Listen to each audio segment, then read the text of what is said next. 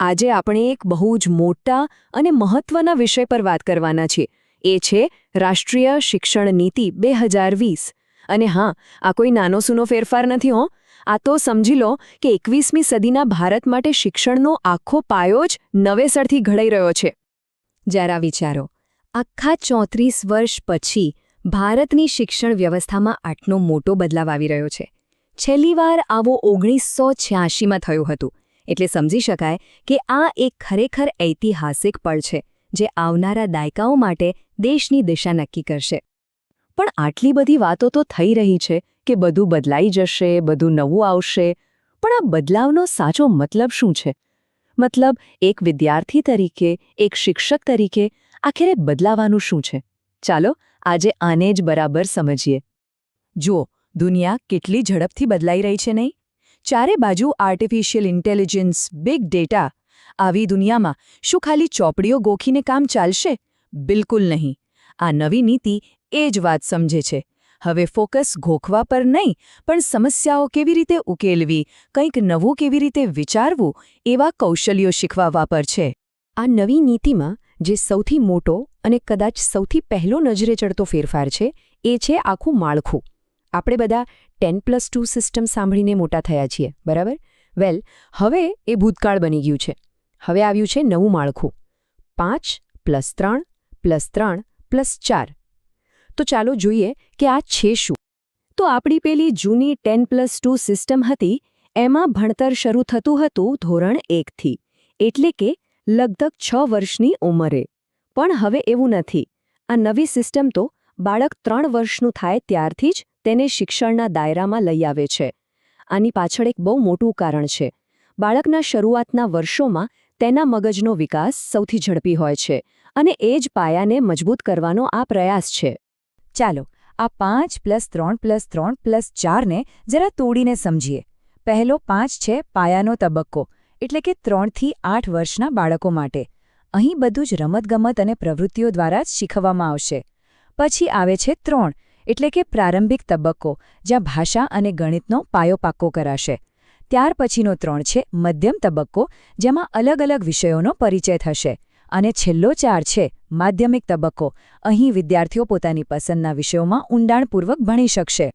તો આ તો થઈ માળખાની વાત, પણ વાત ખાલી સ્ટ્રક્ચર બદલવાની નથી. અસલી બદલાવ તો એ છે કે હવે શીખવવામાં કેવી રીતે આવશે. મતલબ, ક્લાસરૂમની અંદરનો માહોલ કેવો હશે, શું શીખવા મળશે એ તો ઠીક, પણ કેવી રીતે શીખવા મળશે? અને અહીં આવે છે આખી નીતિનો સૌથી મોટો અને કદાચ સૌથી જરૂરી બદલાવ. જે જૂની સિસ્ટમ હતી ને, જેમાં બસ પરીક્ષા આવે એટલે ચોપડીઓ લઈને ગોખવા બેસી જવાનું, એને હવે બાય બાય કહેવાનો સમય આવી ગયો છે. હવે ફોકસ એ વાત પર છે કે કેવી રીતે વિચારવું. મતલબ, ગોખણપટ્ટીમાંથી શિક્ષણને બહાર કાઢીને સમજણ તરફ લઈ જવાનો આ પ્રયાસ છે. તો આ સમજણ કેવી રીતે કેળવાશે? એના માટે કેટલાક મુખ્ય સિદ્ધાંતો છે. જેમ કે અનુભવ કરીને શીખવું, એટલે કે પ્રેક્ટિકલ લર્નિંગ. પછી છે બહુવિષયક અભ્યાસ, એટલે કે સાયન્સ ભણતા ભણતા સંગીત પણ શીખી શકાય.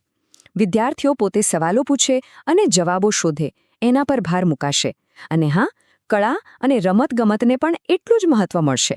અને સૌથી સારી વાત, ભણતરનો બોજ ઓછો કરાશે, જેથી શીખવાની મજા આવે. આપણે હમણાં જ વાત કરી કે શિક્ષણ 3 વર્ષની ઉંમરથી શરૂ થશે.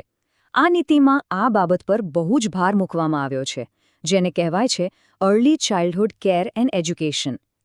પણ સવાલ એ છે કે આટલા નાના બાળકોના ભણતર પર આટલું બધું ધ્યાન કેમ? ચાલો, એની પાછળનું વિજ્ઞાન સમજીએ. જુઓ, આ આંકડો 85%. આ કોઈ નાનો સૂનો નંબર નથી.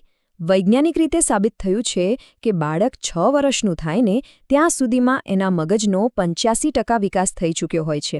વિચારો, એટલે જ આ નીતિ કહે છે કે જો આ શરૂઆતના વર્ષોમાં ધ્યાન આપવામાં આવે તો બાળકના આખા ભવિષ્ય માટે એક મજબૂત પાયો નાખી શકાય છે.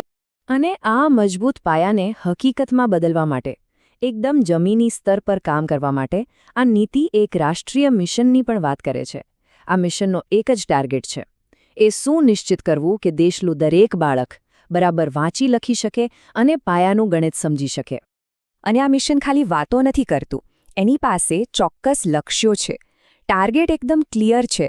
2025 સુધીમાં ધોરણ 3માં ભણતું દરેક બાળક બરાબર વાંચી લખી શકતું હોવું જોઈએ અને પાયાની ગણતરીઓ કરી શકતું હોવું જોઈએ. હા, લક્ષ્ય મોટું છે, પણ દેશના ભવિષ્ય માટે અત્યંત જરૂરી પણ છે. તો આ બધા ફેરફારો, આ નવું માળખું, શીખવાની નવી રીત, મજબૂત પાયો, આ બધાનો અંતિમ ગોલ શું છે? આ નીતિ 2040ના ભારતને ક્યાં જોવા માંગે છે? ચાલો, એ વિઝન પર એક નજર કરીએ. આ નીતિના દસ્તાવેજમાં લખેલું આ વિઝન જુઓ. ભારતની એક જીવંત અને ન્યાયી જ્ઞાન સમાજમાં પરિવર્તિત કરવું. આનો મતલબ એ છે કે વાત ખાલી સારી સ્કૂલો બનાવવાની નથી, વાત છે એક એવો સમાજ બનાવવાની જ્યાં જ્ઞાન હોય, જ્યાં બધાને સમાન તક મળે અને જ્યાં ન્યાય હોય. અને આ બદલાવ લાવવાનું સૌથી મોટું હથિયાર છે શિક્ષણ. અને આ જે શિક્ષણ હશે ને, એમાં એક બહુ સરસ સંતુલન રાખવાની વાત છે. એક તરફ શિક્ષણ આપણા ભારતીય મૂલ્યો અને સંસ્કૃતિ સાથે જોડાયેલું હોય, અને બીજી તરફ એ વિદ્યાર્થીઓને એટલા સક્ષમ બનાવે કે તેઓ આખી દુનિયા સાથે કદમ મિલાવીને ચાલી શકે. મતલબ કે એક એવી પેઢી તૈયાર કરવી જે લોકલ પણ હોય અને ગ્લોબલ પણ. તો અંતમાં એક સવાલ સાથે આ વાત પૂરી કરીએ.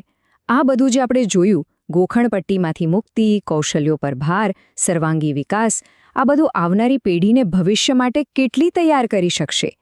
કારણ કે આ નીતિ કાગળ પર ગમે તેટલી સારી હોય, તેની અસલી સફળતા તો એના પર જ નિર્ભર કરશે કે તે ક્લાસરૂમ સુધી પહોંચીને કેટલો બદલાવ લાવી શકે છે.